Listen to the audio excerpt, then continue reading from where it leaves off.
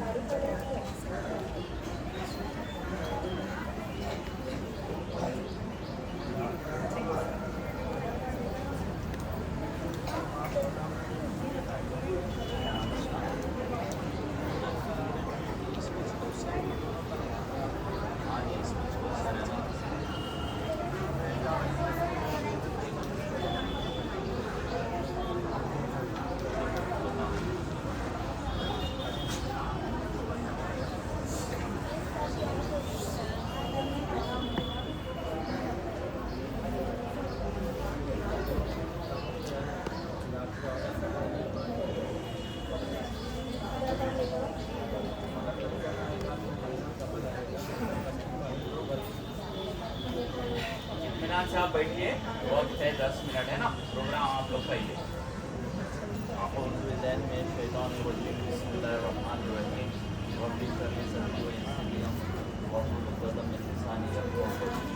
आज के इस जश्न यौम आज़ादी के मौके पर हमारे दरमियान आए हुए मदरसे की मेरे स्टाफ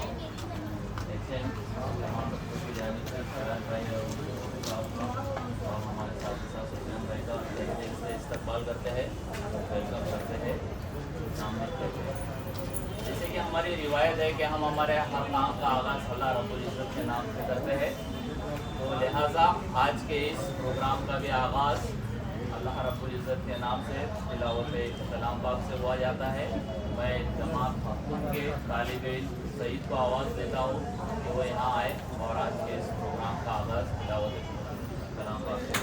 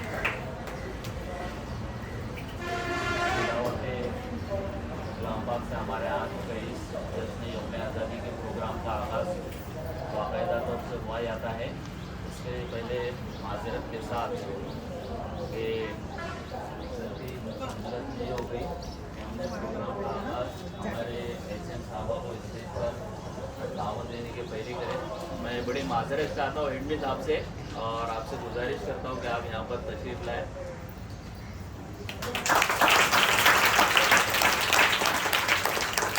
इन्हीं के हमरा मैं स्कूल हाजा के सीनियर टीचर नाइब मिस से भी गुजारिश करता हूँ कि वो स्टेज पर तशरीफ़ रखें।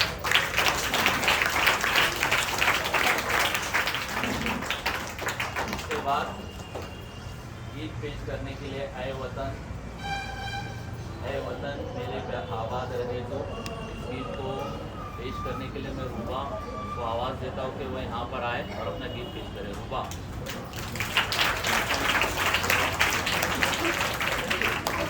जी बेटी जी।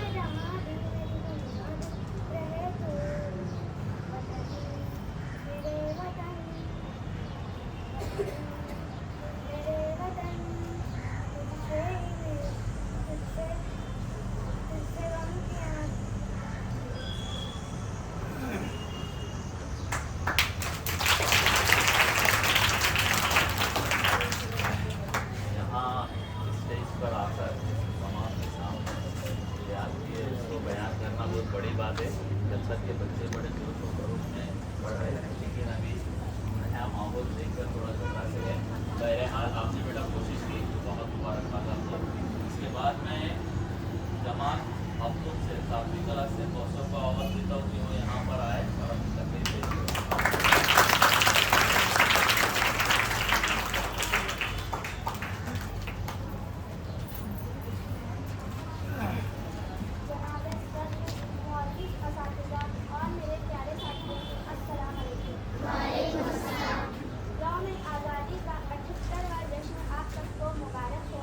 अंग्रेजों की गुलामी से आज़ाद हुए 75 साल हो गए हैं।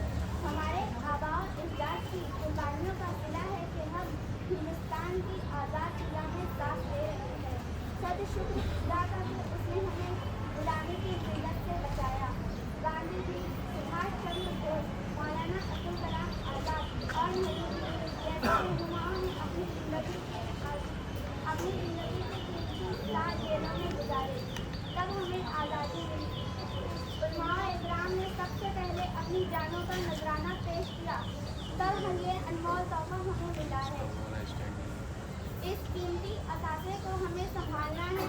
आज भी मुख्तलिफ ज़राए से गैर मुल्की हुकूमतें हमारे मुल्क में दखलंदाजी की कोशिश कर रही है, चाहे वो रोज़गार की सूरत में हो या तिजारी ताल्लुकात की सूरत में। हमें अपने मुल्क की सालियत को बरकरार रखने के लिए एहतियात और इत्तेफाक का मुजाहरा करते हुए अंदरूनी और बैरूनी हर साजिश को नाकाम करना है और आज़ादी के परचम को बुलंद रखना है। इस शेर के साथ मैं अपनी बात खत्म करती हूँ। ना समझोगे तुम जाओगे ए हिंदुस्तान वालों, ना समझोगे तुम जाओगे ए हिंदुस्तान वालों, तुम्हारी दास्तां तक न होगी दास्तां।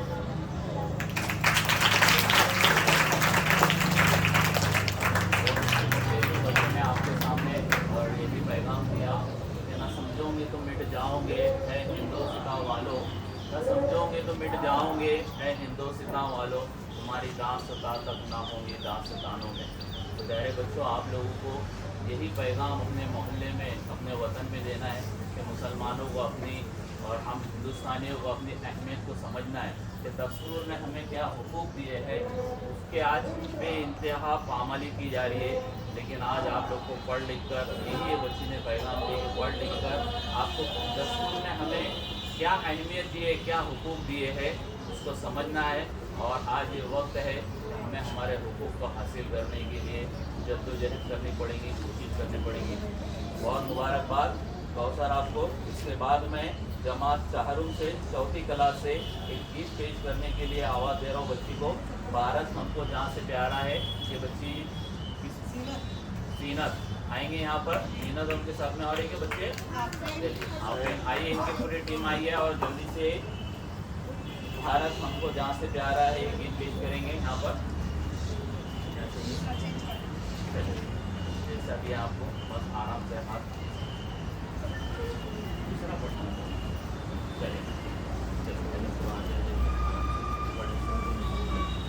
चलिए शुरू करें।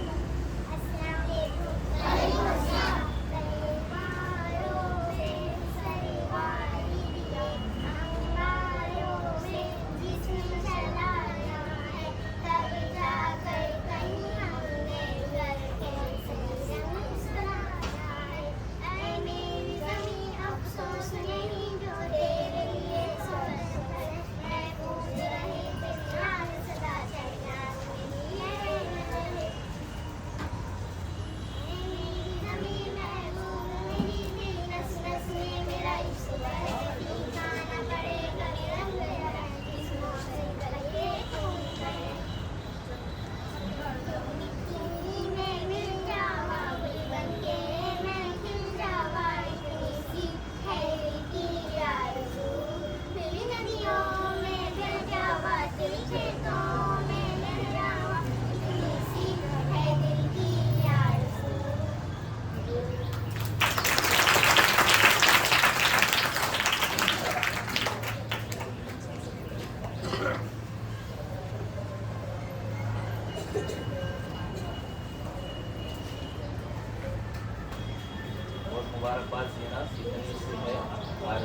भारत हमको जहाँ से प्यारा है और यही पैगाम भारत हमको जहाँ से प्यारा है, ये हमारा मकसद है। हमें यही पैगाम देता है कि जिस मुल्क में हम रहते हैं पूरे दिलो जहाँ से उस मुल्क की इज्जत की जाए, उससे मोहब्बत की जाए।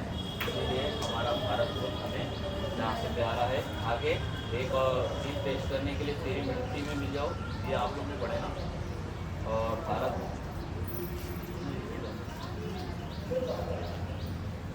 चलिए, वो देश मेरे जमात अब्दुल से आलिया, सानिया, आयशा, अफवान, शहाबुद्दीन जैसे से आएंगे यहाँ पर और अपना गीत पेश करें। जोरदार तालियों से इन बच्चों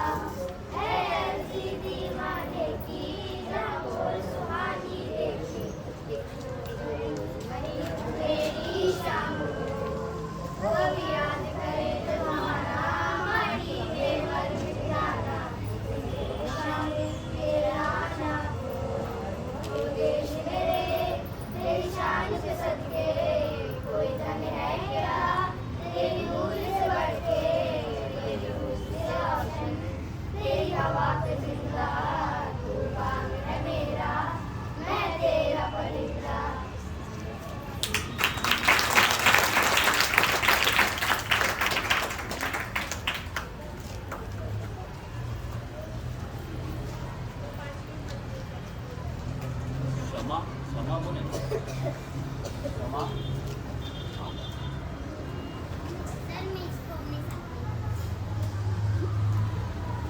इसके बाद आज के इस प्रोग्राम का आखिरी गीत पेश करने के लिए मैं क्षमा को आवाज़ देता हूँ।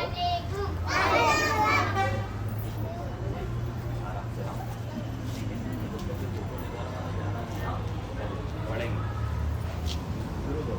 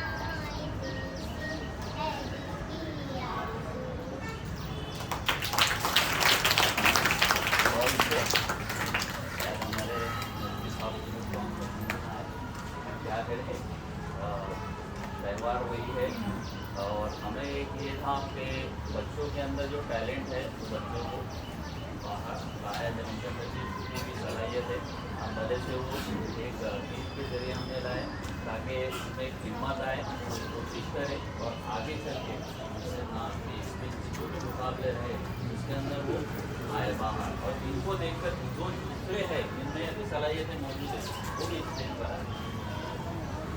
बहुत शुक्रिया बच्चों, आपका काबिल मुबारकबाद है वो बच्चे जिन्होंने इस प्रोग्राम में हिस्सा लिया, अपनी सलाहियतों का मुजाहरा किया। साथ ही साथ मैं वो टीचर्स को भी मुबारकबाद पेश करता हूँ मेरी जानिब से और मेहमानों की जानिब से। जो टीचर्स ने भी अपनी पूरी सलाहियतों का मुजाहरा किया, अपनी पूरी सलाहियतें बच्चों के अंदर लाई और बच्चों को यहाँ पर स्टेज पर आने के लिए तैयार किया।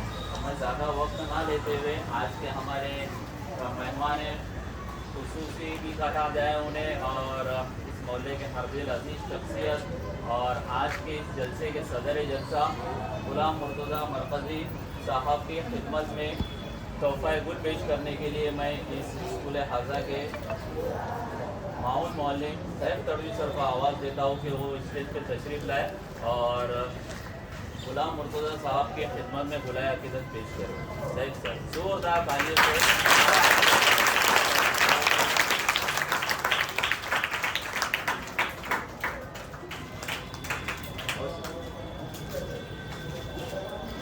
उमरा, नूरी मस्जिद नूरी मदरसा के सेक्रेटरी सिराज भाई भी हमारे दरमियान तशरीफ़ रखते हैं। मैं एक बार फिर सैफ सर से गुजारिश करूँगा कि मेहमान खुसूसी और मदरसे के अमीर कारवा खादिम जो कहे वो है, हमारे सिराज मन में जुलाया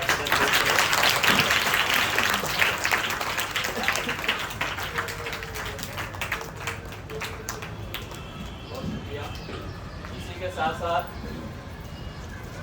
हमारे मेहमान भी है और नहीं भी है, मेरे भाईजान, हम सब के भाईजान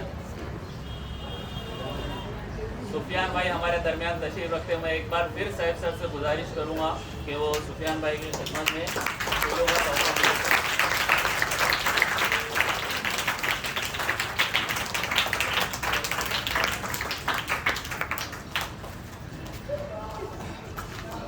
आखिर में लेकिन खत्म नहीं है, जिसे इंग्लिश में कहा जाता है कि लास्ट बट नॉट लीस्ट, हमारे स्कूल के अमीर कारवा, सदर मुदरिसा, हेडमिस साहबा और हमारे हाबाजान मरियाम साहबा की खिदमत में फूलों का तोहफा पेश करने के लिए मैं नाइद मिस से गुजारिश करता हूँ कि वो मरियाम मिस की खिदमत में फूल पेश करें।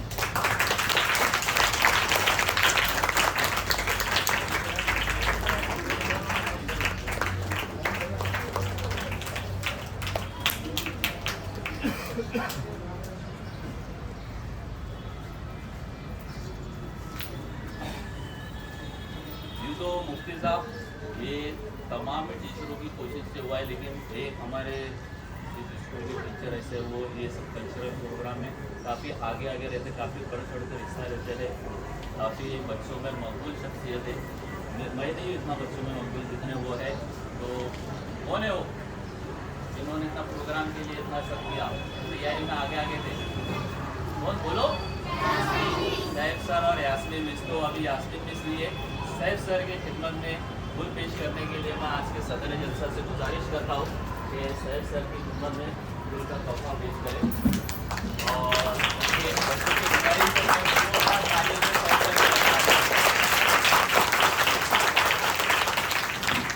अब ज़्यादा वक्त ना लेते हुए मैं आज के जो हमारे मेहमान हैं सिराज भाई, इनसे गुजारिश करूँगा कि चंद अल्फाज से बच्चों की हौसला अफजाई करें और अपने ख्यालात दे जाए। सिराज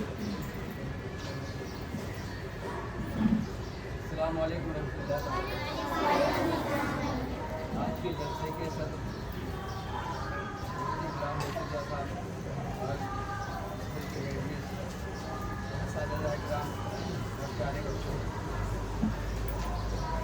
आज हम जमा हुए हैं यौम आज़ादी के अवसर मनाने के लिए। बच्चों, हमारे उलमाओं ने हमारे मुल्क के सुल्तान ने कुर्बानियाँ दे के आज हमारे हिंदुस्तान को आज़ाद किए। 77 साल हो गए, 78 साल हुआ है। उनकी कुर्बानियों को याद करते हुए, उनकी कुर्बानियों को रायगा न जाने दें। आज हम जो पिछड़े हुए सिर्फ हमारे तालीम की कमी की वजह से, मैं तमाम बच्चों से गुजारिश करूँगा कि आप अपने तालीम को अहमियत दें, अपने असातिज़ा की खिदमत करें, उनके बताए हुए रास्ते पे चलें, अपने वालिदैन की खिदमत करें। इसी में हम सब की कामयाबी है। और मैं शुक्रगुजार हूँ पूरे स्टाफ का कि इस अच्छे मौके पर हम लोगों को याद किया। अस्सलाम वालेकुम।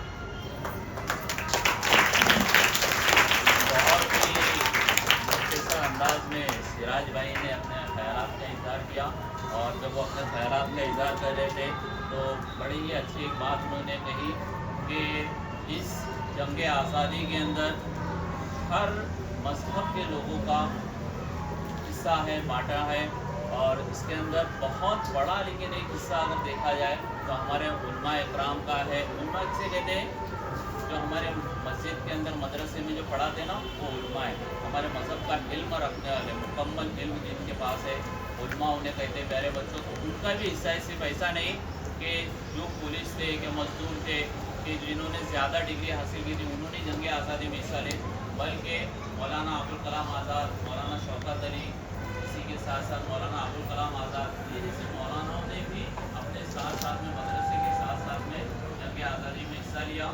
साथ ही साथ सिराज भाई ने बहुत एक अच्छी बात कही कि आपके वालिदैन जो आपको कहते हैं, वालिदैन की फरमाबरदारी बहुत ज़रूरी है। जब तक कि आप अपने वालिदैन के, आपके माँ बाप की फरमाबरदार नहीं होंगे, उनका कहना नहीं मानेंगे, जब तक कि ना हमें न इस दुनिया में कामयाबी है, न दुनिया के बाद मरने के बाद जो आखिरत की ज़िंदगी उसमें भी कामयाबी नहीं है। बड़ा ही अच्छा पैगाम दिया सिराज भाई अपने, मैं आपका शुक्रगुजार हूँ। इसके बाद मैं हमारे आज के इस जलसे के सदर मुफ्ती साहब को, गुलाम मुर्तज़ा मरकज़ी साहब को इस शेर के साथ आवाज़ देता हूँ कि मिलेंगी मंजिल मकसूद ये ईमान रखते हैं, मिलेंगी मंजिल मकसूद ये ईमान रखते हैं, हम अपने दिल के हर गोशे में हिंदुस्तान रखते हैं, हम अपने दिल के हर गोशे में हिंदुस्तान रखते हैं। आपके सामने गुलाम मुर्तज़ा मुफ्ती साहब, चलिए अगली बात। बच्चे है ना, ताली बजाना चाहता है इससे आदत, जोरदार ताली।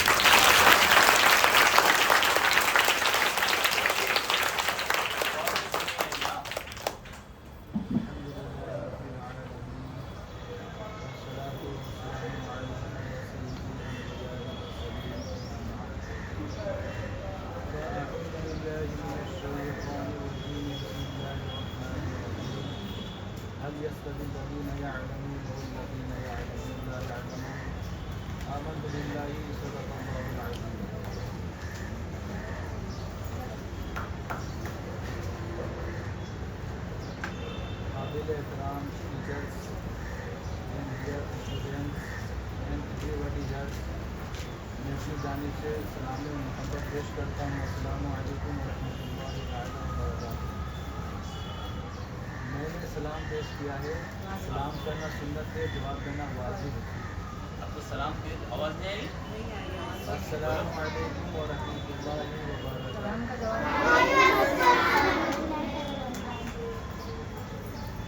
जैसा कि सभी को मालूम है कि हम और आप यहाँ पे 78 इंडिपेंडेंस डे मनाने के लिए यहाँ पे हम और आप और तमाम टीचर्स और एवरीबॉडी स्टूडेंट्स यहाँ पे हाजिर आए हैं। अब हर स्टोरी के पीछे, कोई बड़े काम के पीछे कोई ना कोई कहानी होती है। बिहाइंड द स्टोरी जानने की कोशिश करते हैं। सबसे पहले हम ये जानते हैं कि वतन की मोहब्बत क्या होती है। यानी हर आदमी अपने देश में रहता है और सब दावेदार है कि अपने वतन से मोहब्बत करते हैं, सब पेश करता है, इसको हम समझते हैं। और साथ में ये भी बताएंगे कि वतन से मोहब्बत सिर्फ हम ही दावेदार नहीं हैं, बल्कि हमारे और आपके प्यारे आका सल्लल्लाहु अलैहि वसल्लम भी वतन से बहुत मोहब्बत फरमाते थे। तो ये समझे कि वतन से मोहब्बत ये इंसान की एक आदत है, या यूँ कह ले कि उनके अंदर ये फितरत आदत होती है कि अपने वतन से लगाव होता है, मोहब्बत होती है। सिर्फ इंसान ही को यहाँ पे महदूद ना रखा जाए, बल्कि इंसान के साथ साथ हैवानात भी अपने वतन से मोहब्बत रखते हैं, अपने वतन से मोहब्बत करते हैं। यहाँ तक कि एक छोटी सी जो आंट होती है, जो चींटी बोलते हैं, जो दिखती भी नहीं है आमतौर पे, बहुत नज़र से देखना पड़ता है तब जाके दिखती है, वो भी अपने वतन से मोहब्बत रखती है। अब वो कैसे रखती है, मैं एक मिसाल रखता हूँ आप लोगों के सामने, उसे गौर से समाप्त फरमाएं। आपने देखा होगा कि जैसे सुबह जब तुलू होता है, जब सूरज निकलते हैं, जब आफताब बुलंद होता है, तो आपने देखा होगा उससे पहले चरिंद परिंद अपने घोंसले से, अपने नेक्स्ट से उड़ के जाते हैं, तो उसी जगह रिस्क के तलाश में जाते हैं। अच्छा, आपने तो ये देखा होगा, लेकिन कभी ये गौर किया कि नहीं किया, इसका मुझे अंदाज़ा नहीं है ये, लेकिन मेरे ख्याल से किया होगा आपने गौर कि जब शाम ढलने को आती है तो वही चरिंद परिंद जो अपनी जगह से गए होते हैं, पूरी जहाँ जहाँ जाना होता है दिन भर में रिस्क की तलाश के लिए जाते हैं, लेकिन शाम होते ही अपने घोंसले में वापस आ जाते हैं। इससे क्या समझ में आया कि वो उसका मस्कन है, उसके रहने की जगह है। जहाँ पे वो रहते हैं वो खूब जानते हैं कि हमारे यहाँ पे बच्चे हैं, हमारे अम्मा है, हमारे बाप है और हमारे आबाव अजदाद यहाँ पे, इसीलिए वो अपने मस्कन को नहीं छोड़ते हैं, अपने मस्कन को नहीं छोड़ते, बल्कि जाते हैं सुबह सादिक होते हुए रिस्क की तलाश में जाते हैं। और जब वापस आते हैं तो फिर क्या करते हैं कि वो अपने घोंसले में आते हैं, अपने नेक्स्ट में आते हैं घोंसले। इसी तरीके से चींटी को आपने देखा होगा लाइन बनाते हुए चलते हुए, वो भी जाते हैं कहीं ना कहीं जहाँ पे मीठी चीज़ देखी कि वहाँ पे जाके चींटी जमा हो जाती है। लेकिन जब उनका खाना पीना हो जाता है, उनका भोजन हो जाता है, तो क्या करते हैं कि वो भी वापस एक लाइन से बेतरतीब अपने आप वो कहाँ पे आ जाते हैं, जहाँ से वो गए थे वहाँ पे आ जाते हैं।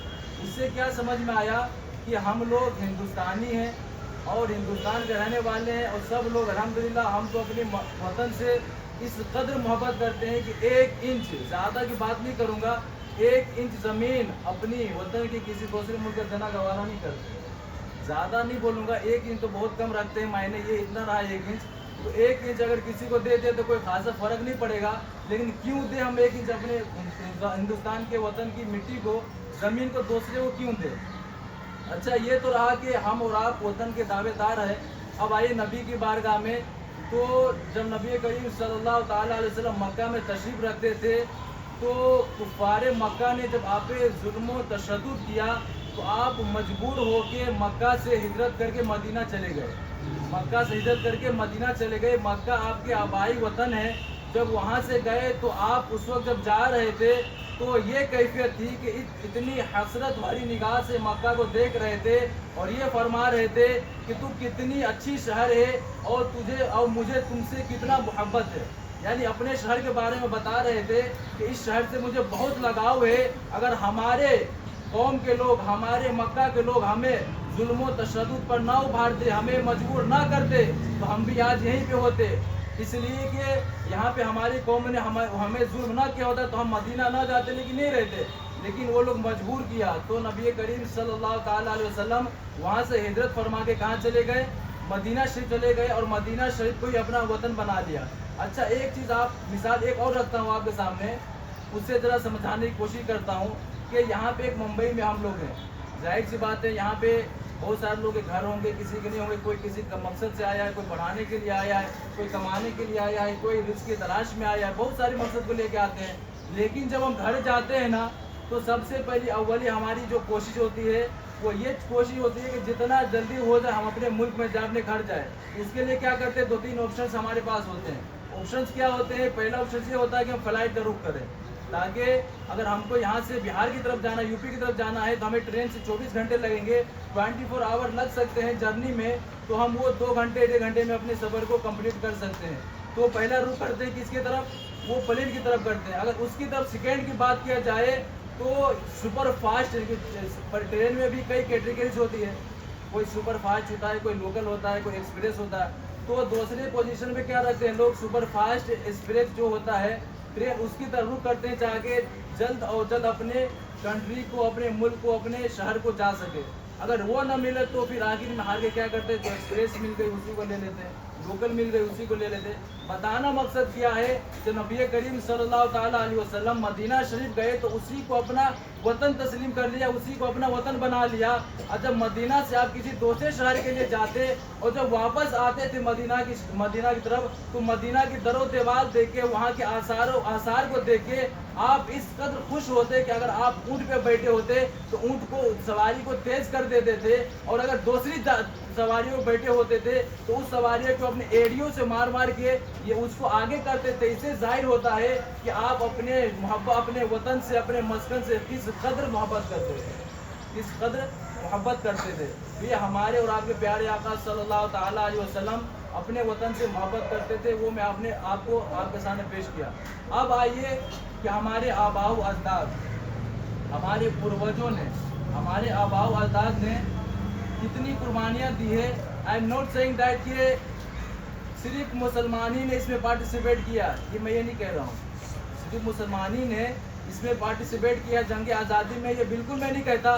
तमाम मजहब के कुछ लोग थे, लेकिन एक अहम हिस्सा था हमारे मुसलमान और उलमा के अहम तादाद थी। किताबों में तारीख के औराक जब आप उठाएंगे तो कहीं पे आपको 15,000, कहीं पे 30,000 के लोग मिलेंगे। और इतने लोगों के सर जो है दिल्ली से लेकर के कश्मीर तक जितने दरख्त मिलते थे सब पे सर कटे हुए हैं, कि लटके हुए हैं, कोई फांसी पे लटका हुआ है। ये कौन कुर्बानियाँ दिए? हमारे असलाफ ने दिए, हमारे उलमाए कराम ने दिए, हमारे बुजुर्गों ने दिए, हमसे पहले जो आके दुनिया में चले गए उन्होंने दिए, और बाकी दीगर मजहब के लोगों ने दिए, बाकी दीगर मजहब के लोगों ने दिए। अब उससे 1857 ईस्वी की बात मैं करता हूँ कि अल्लामा किफायतुल्लाह अली काफ़ी जो मुरादाबाद के रहने वाले थे, आप एक जय्यद आलिम दीन थे, मुफ्ती थे। उस वक्त हुआ यूँ कि वहाँ पे जो उस वक्त उलमाए कराम थे, एक इस्तफ्ता तैयार किया, क्वेश्चन पेपर सवाल किया तैयार किया कि इस वक्त जो है इन अंग्रेज़ लोग हम पे हमारी मुसलमान बहनों पर और औरतों के लिए पर्दा को छीनने की कोशिश कर रहे हैं और तरह तरह की कोशिशें कर रहे हैं, इस्लामी तालीमात को मिटाने की कोशिश कर रहे हैं। तो एक क्वेश्चन पेपर तैयार किया और क्या क्या कि इसमें इस वक्त जंग आज़ादी के लिए या अंग्रेज़ों से जंग के लिए हमको जंग करना फ़र्ज़ है या नहीं, हमारे ऊपर जिम्मेदारी है या नहीं। ये सवालनामे पेश कर दिए, बड़े बड़े मुफ्तियान कराम की बारगाह में पेश कर दिए सवालनामे, क्वेश्चन पेपर दे दिए। अब वहाँ पे बड़े बड़े मुफ्तियान कराम ने तुरंत ये जवाब दिया, ये आंसर से इनायत फरमाए कि इस वक्त जो हालात है मुल्क के, वो हमें हमारे और आपके ऊपर ये लाजिम आ गया है, फ़र्ज़ हो गया है कि हम अंग्रेज़ से जंग करे और अपने वतन हिंदुस्तान को उसके चंगुल से आज़ाद कराए, उनके चंगुल से आज़ाद कराए। तो ये इस्तफ्ता दे दिया। अब जब ये इस्तफ्ता देना था तो तमाम मुफ्तियान कराम जो एक आवाज़ पे, जिनकी एक बोली पे सैकड़ों, हज़ारों, करोड़ों लोग जमा हो जाने वाले थे, इसलिए उस वक्त भी डर था किनको, अंग्रेज़ों को उस वक्त भी डर थी। वो भी किन से? तो उलमाए कराम से, क्योंकि वो जानते थे कि ये कौम के कायद है। अगर एक मरतबा अपनी स्पीच दे दिए, एक मरतबा अपनी बुलंद आवाज़ कर दिए, अपनी आवाज़ को कहीं पे रख दिए, तो इनकी एक आवाज़ इनकी रायगा नहीं जाएगी, बल्कि इनकी आवाज़ पे सैकड़ों, करोड़ों, लाखों आदमी आ सकते हैं, जिससे हमारा निज़ाम धर्म भरम हो सकता है। इसलिए वो लोग क्या करते थे, जो उलमाए कराम जंग के लिए आते थे उनको जजीरा इंडमान, जिसे काला पानी कहा जाता है, एक आइलैंड है, वहाँ पे भेज दिया जाता था। और वहाँ पे इतनी सख्त सजा दी जाती थी कि जो लोग थे, तारीख की किताब पढ़ें आप लोग, तब समझ में आएगा। अगर खून क्या सुना रोए तो मेरा नाम आप गुलाम मुर्तज़ा नहीं। यहाँ पे आप कहने का मतलब क्या है, तारीख जजीरा इंडमान में जब दाखिल करते थे तो वहाँ की सख्ती इस कदर सख्ती होती थी, और इतनी सख्ती के साथ साथ हज़रत अल्लामा लियाक़तुल्लाह की कब्र अभी भी वहाँ पे मौजूद है। जजीरा इंडमान में जिसे काला पानी कहा जाता है, वहाँ भी उनकी कब्र मौजूद है। वहाँ पे काला पानी की सजा दी गई, यहाँ तक कि उनको रखा गया, वहीं पे उनकी मौत का वक्त आ गया, मौत आया वहीं पे। अच्छा, दफन करते थे तो क्या करते थे, रेत में, जैसे कोई मर गया रेत में जाकर उसे घुसेड़ देते थे। इतनी जुल्म बर्बरियत अंग्रेज़ों ने हिंदुस्तान पे, हमारे असलाफ पे, उलमाए कराम पे किए। तो मैं आखिरी बात अपनी कह के रुखसत होता हूँ कि अल्लामा किफायतुल्लाह काफ़ी उनके ताल्लुक़ से आता है कि आपको इतने जुल्म तशद्दुद के पहाड़ आपके ऊपर ढाए, इतने जुल्म तशद्दुद के पहाड़ ढाए कि यहाँ तक के किताब में आता है कि आपको लिटा दिया जाता था। लिटाने के बाद आपको लिटा दिया जाता था। लिटाने के बाद आपके पुष्ट पे, यानी आपके पीठ पे गरम गरम परहेज जो होता है, स्त्री होती है, वो फेरे जाते थे। स्त्री फेरे जाते थे। जरा अंदाज़ा करें, स्त्री थोड़ी सी हमको लग जाती है तो उसके दर्द का आलम क्या होता है, जो उससे गुजरे होंगे वो जानते हैं। तो हज़रत अल्लामा किफायतुल्लाह काफ़ी मुरादाबादी अली रहमा के पीठ पर जो है स्त्री फेरे जाते थे, और उनसे ये कहा जाता था कि तुम अपने फतवे बदल लो, तुम अपनी बातें बदल लो, अपने कौम के लोगों को तुम अपने जानिब से मोड़ लो, जंग के लिए आमादा ना करो। लेकिन उस वक्त क्या जवाब था हमारे असलाफ का, सुने। हज़रत किफायतुल्लाह काफ़ी का ये कहना था, तुम तो हमारे पीठ पे सिर्फ परेश या स्त्री तुम फेर रहे हो, अगर तुम हमारे जिस्म के एक एक फोटी कर दो फिर भी हम तुम्हें ये नहीं कहेंगे, या अपना फतवा नहीं बदलेंगे, अपनी बात नहीं बदलेंगे। आखिरकार ये होता है कि एक हफ्ते के जुल्म तशद्दुद उन पे शदीद करने के बाद उनको फांसी के लिए ले जाया जाता है। फांसी के लिए ले जाया जाता है तो आपने देखा होगा कि फांसी जहाँ भी होती है तो उनकी आखिरी ख्वाहिश पूछी जाती है, उनकी आखिरी ख्वाहिश पूछी जाती है कि आपकी आखिरी ख्वाहिश क्या है, बता दें, ताकि ये ना कहा जाए कि आखिरी ख्वाहिश नहीं पूछे।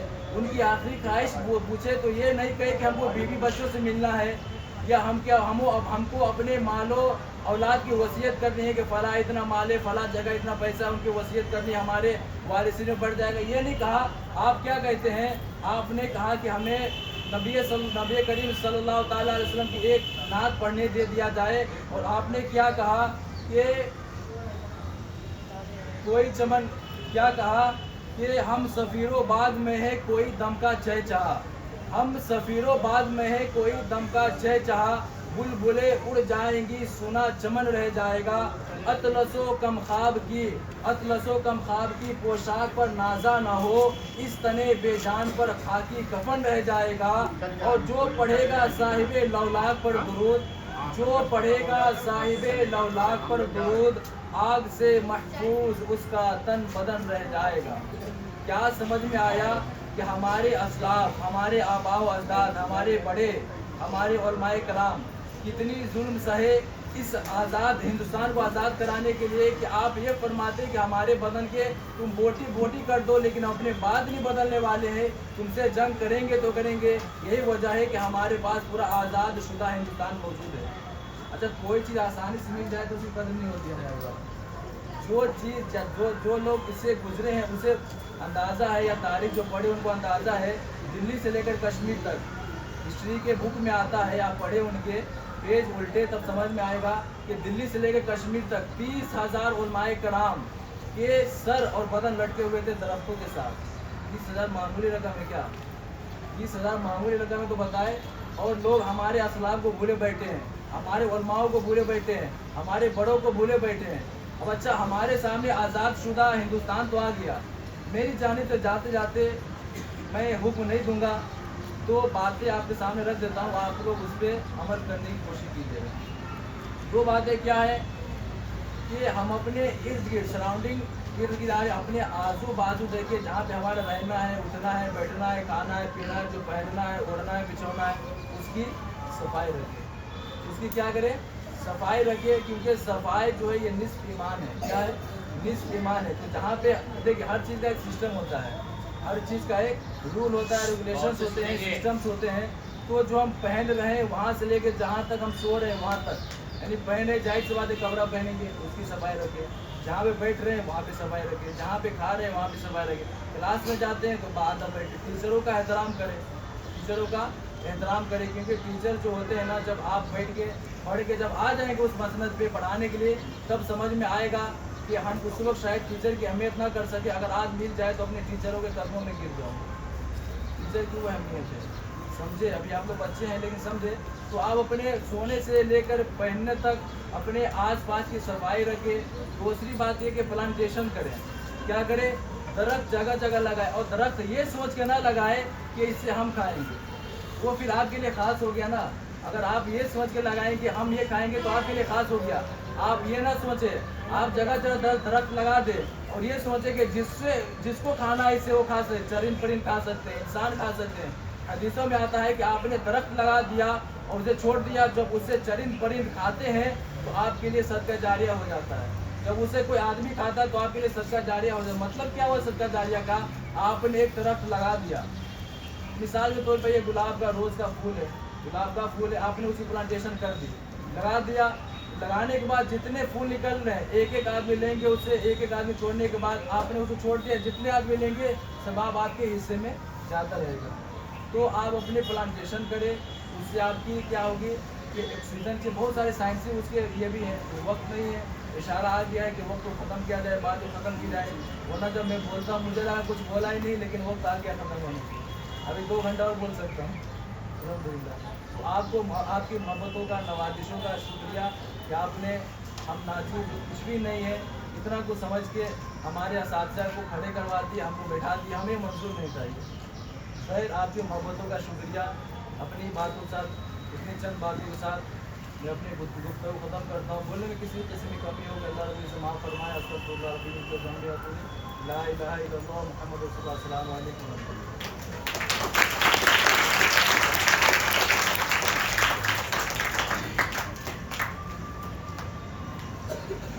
सदर इज्तिमा ने इतनी अच्छी स्पीच की, मैं बड़े ही गौर से सुन रहा था और सुनते हुए एक चीज़ जहन में आया कि कहानी मेरी रुदादे जहाँ मालूम होती है कहानी मेरी रुदा दे जहाँ मालूम होती है, जो सुनाता है उसी की दास्तां मालूम होती है। आपने जब बच्चों से महसूस हो के इतना आप जब स्पीच दे रहे थे, अपने ख्यालात का इज़हार कर रहे थे, तो एक चीज़ बहुत गौर करने वाली बात थी कि आप उर्दू के अल्फाज के साथ साथ जगह जगह पे अंग्रेज़ी के भी अल्फाज इस्तेमाल कर रहे थे। तो ये इस बात का सबूत था कि आपने दीनी तालीम के साथ साथ असली तालीम भी आपने हासिल की है। बस यही पैगाम हम भी बच्चों आपको देना चाहते हैं कि आप भी स्कूल की तालीम के साथ साथ जिस तरीके से हमारे सदर जलसा मुफ्ती साहब ने दीन की तालीम हासिल की है, आप दीन की भी उतनी ही तालीम हासिल करो ताकि आपकी आखिरत भी सवरे और इस दुनिया में जीना है, इस ज़िंदगी के अंदर आगे बढ़ना है, इस मुल्क में आगे बढ़ना है, एक अपना मकाम पैदा करना है, तो स्कूल की भी तालीम उतनी ही ज़रूरी है। साथ ही साथ मैं बहुत आपका शुक्रगुजार हूँ कि आपने जाते जाते जो 2 नसीहत की, क्या बोलूँ, अगर कुछ तोहफा दिए मेरे पास दिल जीत लिया आपने, कि आपने इतना अच्छा पैगाम दिया कि जो स्कूल वाले ये हुकूमत पैगाम दे रही है, वही आज हमारे मुफ्ती साहब ने उलमा इकराम ने दिया कि आसपास का अपना माहौल साफ़ सुथरा रखे। और इसी के साथ साथ जो उसके बाद का जो था कि शजरकारी, वाह, ये शजरकारी दरख्त लगाना ये एक सदक़े का सवाब है। तो आपने बहुत ही अच्छा पैगाम दिया। मैं ज़्यादा कुछ ना बोलते हुए अब मेरी जानिब से मेरे हेड मिस्ट्रेस और इस तमाम बच्चों की जानिब से स्कूल हाजा की तरफ से आपने सिर्फ और सिर्फ, मैं आपको तो बताता चलूँ क्योंकि मैं भी आप ही की तरह अगर बोलना खड़े हो गया ना, तो जो मेरे उस्ताद थे उनके बस माइक आया कि शुरू, बस उनके वैसा ही है कि मौका मिला तो है कि हम रैली निकाल रहे थे, सिराज भाई बस रास्ते में मिले, मैंने बस इशारा किया कि 2 मिनट रुकिए और वो रुक गए। मैं आपका भी बहुत शुक्रगुजार हूँ सिराज भाई कि आपने बस एक छोटी सी दावत पर, ना कोई ऑफिशियली लेटर ना कोई, उसके बावजूद आप आए और मेरी इस सर्विस के अंदर एक मैं तो चाहूँगा और हमारे हेड मिस के कि जिन्होंने मेरी बात पर लब्बाइक कहा, मेरे स्टाफ ने लब्बाइक कहा और एक मुफ्ती इकराम को आज हमने ये शहादत बख्शी कि उनके हाथ से हमारे स्कूल का ये झंडा वंदन हुआ है। हम बहुत ही शुक्रगुजार हैं। मैं एक बार फिर तालियों से आपका इस्तकबाल करता हूँ, मुबारकबाद देता हूँ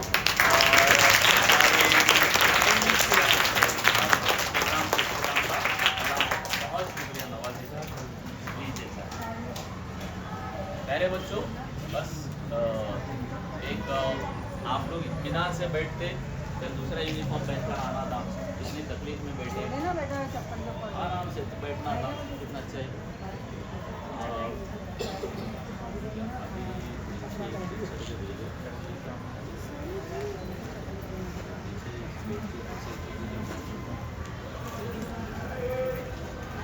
अभी आप जैसा कि हर 15 अगस्त 26 जनवरी को आपको मिठाई दी जाती है ना, तो आप छोटे से मिठाई आपको दी जाएंगी, तो आप लोग कतार से नीचे उतरेंगे, सीधा से बाहर आप बैठेंगे, एक एक को हम छोड़ रहे हैं, बैठेंगे आप, एक एक जाएंगे और सीधा ग्राउंड में से आप देंगे और घर पर बैठेंगे, इधर कोई नहीं रुकेगा, ठीक है। आपके पीछे हम भी है, आप लोग सीधा ग्राम वाला रुकेंगे, घर जाएंगे, ये बेटे